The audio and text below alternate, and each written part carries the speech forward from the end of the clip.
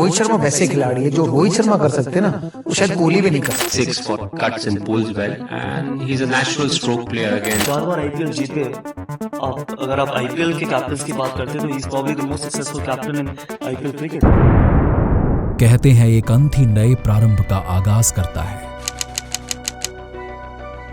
ऐसा ही मिलता जुलता आगाज आईपीएल 2013 में मुंबई के मिड सीजन में भी हुआ था।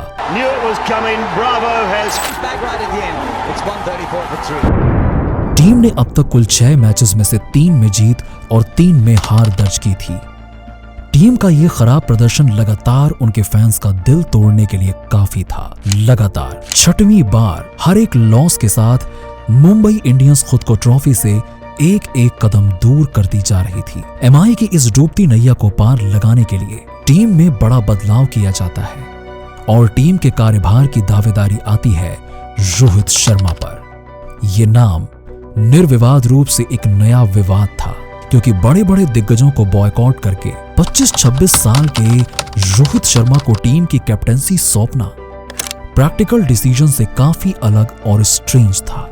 अचानक से हुए इस उलटफेर से कौन सा तूफान एमआई की टीम में फिर से आने वाला था, उसे जानने के लिए बड़े बड़े क्रिकेट पंडित भी बेकरार थे।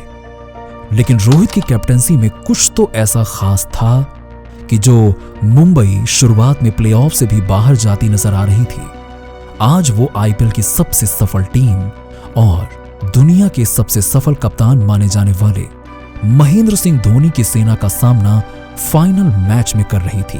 बदलाव तो हुआ था, लेकिन इस बदलाव की असली वजह कौन था? The answer was very clear, none other than Rohit Sharma. लेकिन आज सवाल यह है कि 5 बार टीम को विजेता बनाकर भी रोहित हार कहां पे गए, जिस वजह से आज आईपीएल 2024 में एमआई मैनेजमेंट को ऐसा फैसला लेना पड़ा। इस फैसले ने सबकी जुबान पर एक ही सवाल छोड़ा था। Moving on to some breaking updates coming in, Hardik Pandya has been named as the captain of Mumbai Indians. That's the big change that has been announced. With that, there will be some speculations on the future of Rohit Sharma as well. Remember Rohit Sharma? लेकिन क्यों?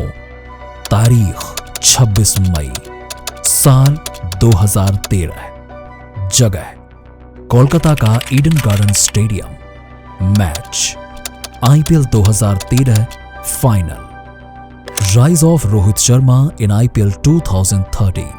कोलकाता का Eden garden stadium खचाखच fans की भीड़ से भर चुका था।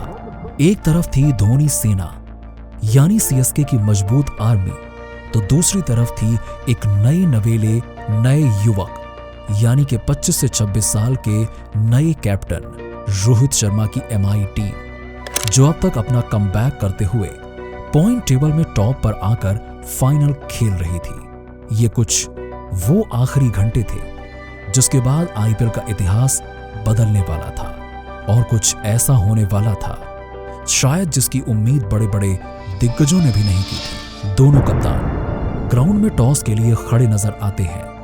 टॉस उछाला जाता है, जिसमें मुंबई के नए कप्तान रोहित शर्मा टॉस जीत जाते हैं और पहले बल्लेबाजी करने का फैसला लेते हैं।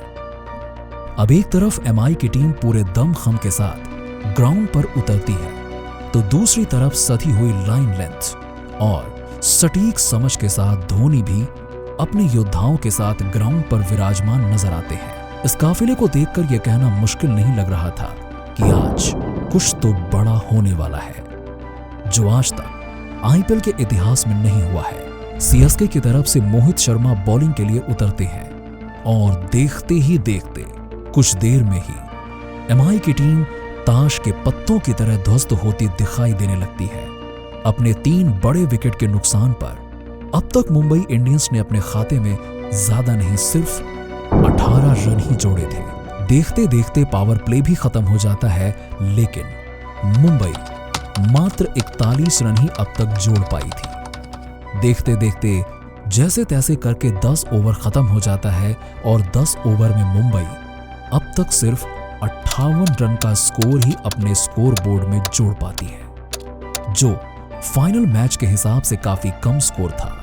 लेकिन अब एमआई के किरण पोलार्ड ने कमान संभाली और टीम को 100 के सम्मानजनक स्कोर तक पहुंचाया। आखिरी ओवर तक खेलते हुए पोलार्ड ने एमआई को 20 ओवर में 9 विकेट के नुकसान पर जैसे तैसे करके 148 के स्कोर तक तो पहुंचा दिया। इस मैच में पोलार्ड ने सिर्फ 32 गेंदों में 60 रनों की तूफानी पारी खेली।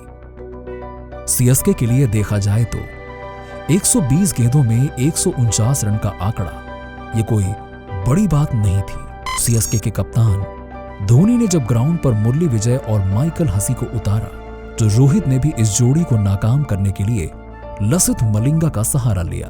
5 रन बने ही थे कि सीएसके के भी 3 विकेट चढ़क गए। अब ये 5 रन पर 3 विकेट की खराब शुरुआत ने धोनी को भी सदमे में डाल दिया कि आखिर ये नया लड़का क्या ही कमाल कर रहा है। लेकिन कोई तो था जो इस कामयाबी से अपनी पीठ थपथपा रहा था। देखते ही देखते 8 ओवर में 6 विकेट के नुकसान पर सीएसके का स्कोर ज्यादा नहीं 41 रन ही था। माही ने ग्राउंड पर आकर कमान संभालने की कोशिश की, लेकिन आखिरी मुकाम तक पहुंचते पहुंचते सीएसके को 12 गेंदों में 50 रन चाहिए थे। जैसा सबने सोचा था, मैच का रिजल्ट कुछ वैसा ही रहा। एमआई ने 23 रनों से मैच को अपने नाम कर लिया और पहली बार एमआई का इतिहास बदलकर जीत की ट्रॉफी अपने नाम कर ली। कल तक जिस नाम पर लोग शंका जता रहे थे, आज उसी नाम की तारीफें करते नहीं थक रहे थे। वो खास नाम कोई और नहीं, सिर्फ रोहित शर्मा का था। खैर, इसके बाद तो एमआई की सफलता का ये सफर कभी रुका ही नहीं और एमआई ने अपनी कैप्टेंसी में लगातार 2015, 2017, 2019 और 2020 में टीम को जीत की ट्रॉफी दिलाई और सबसे फिसड्डी टीम कही जाने वाली मुंबई इंडियंस के इतिहास को बदलकर उसे आईपीएल की सबसे दिग्गज टीम में शामिल कर दिया। इन सालों में रोहित ने वो सब कुछ करके दिखा दिया जो एक कप्तान होने के लिए उनकी जिम्मेदारी थी और शायद यही वजह थी कि फैंस ने एमआई मैनेजमेंट को दिखा दिया कि रोहित के बिना एमआई का कोई अस्तित्व नहीं है। वो रात जब रोहित को चुना गया। साल 2013 के मिड आईपीएल सीजन में रोहित को टीम की कैप्टेंसी सौंप दी गई थी। उन्हें आनंद फानंद में होटल के नॉर्मल रूम से स्वीट में ट्रांसफर मिला था।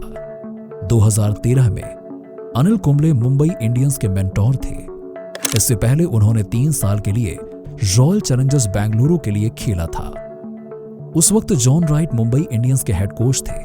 अनिल कुंबले ने देखा उन लोगों को आईपीएल 2013 में कई मैचों में हार मिली थी, इसलिए उन्होंने और जॉन राइट ने रोहित शर्मा से पूछा था कि क्या वो मुंबई इंडियंस की कप्तानी करना चाहेंगे।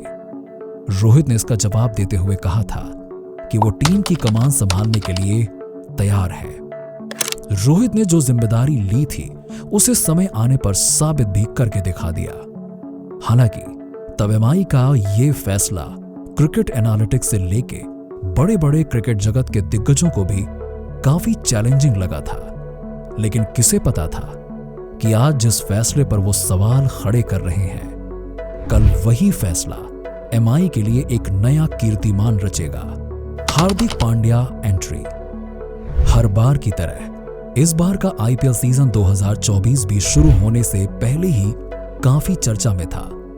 फैंस को लगा था कि इस बार भी रोहित का जादू देखने को मिलेगा, लेकिन किस्मत को शायद कुछ और ही मंजूर था।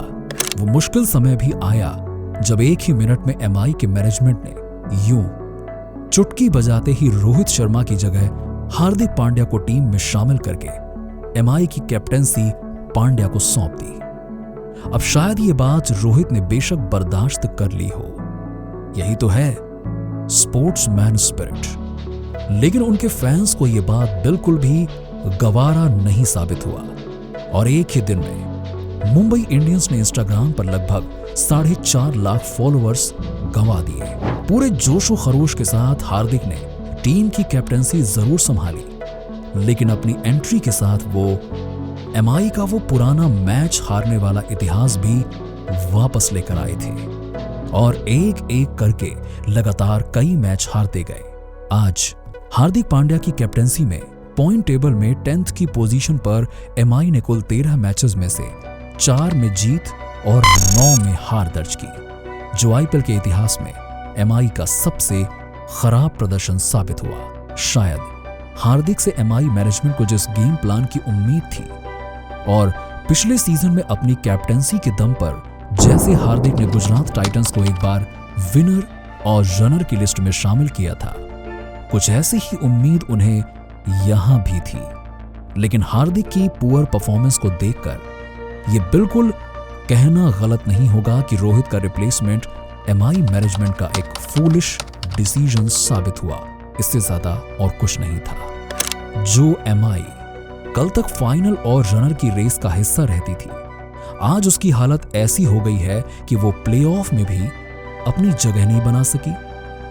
शायद ये तमाम ऐसे एग्जाम्पल सेट हुए हैं एमआई मैनेजमेंट के लिए, जहां से वो अपनी गलतियों से कुछ तो सबक जरूर ले सकते हैं। Loyalty paid of, is it really true?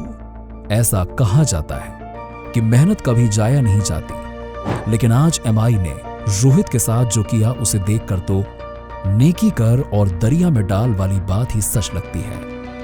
Rohit ने 10 साल दिए एमआई को, लेकिन बदले में एमआई ने रोहित को क्या दिया? शायद धोखा, सिर्फ धोखा। लेकिन आज पांड्या की परफॉर्मेंस के बाद उन्हें इस बात का अफसोस तो जरूर होगा कि जिसने आईपीएल के इतिहास को बदलते हुए एमआई की एक नई पहचान बनाई और आईपीएल के दिग्गज टीम में शामिल किया, उसे ऐसे साइड ऑफ करना उनकी कितनी बड़ी गलती थी। वैसे आपको क्या लगता है, क्या आईपीएल के अगले सीजन में एमआई फिर से रोहित को ही अपना कप्तान चुनेगी और अपनी गलतियों को सुधारेगी, या फिर रोहित अपना रास्ता बदलकर कोई नया आशियाना बनाएंगे? कमेंट करके जरूर बताइए। वीडियो पसंद आई हो तो इसे लाइक और ज्यादा से ज्यादा शेयर करना मत भूलिएगा।